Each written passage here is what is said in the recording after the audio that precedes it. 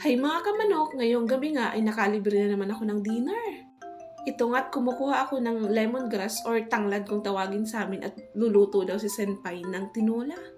Sobrang sarap nga naman talaga nito pag nilalagay sa tinola, lalo na kung native na manok.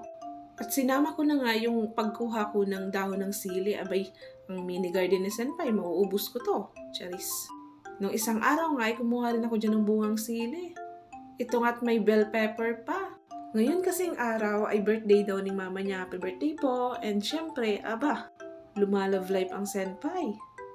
Eto nga't niluluto nga nila ang tinola. Sakto nga't hindi na ako nakakatikim neto. Pagka gantong ang ulam, inaalala ko ang probinsya namin. Kung napapansin nyo nga po ay wala talaga ako dyan kanin. Gawa nang nagbabawas muna ako kasi napasobra naman yung kilo. Ito nga rin niluto ni Senpai Bani yung parang style Bicol Express. At syempre, para may papak-papakin, nagluto rin ako dyan ng butchi at yung sa pakpak ng manok. Nagayat rin ako dyan ng repolyo at ito nga kako ang gagawin kong kanin with salad dressing at ito nga yung kutsinta ni Senpai na ginawa. At syempre, di mawawala ang dessert ng Ilocana, yung agar-agar. O siya mga kamanok, karakan po kita!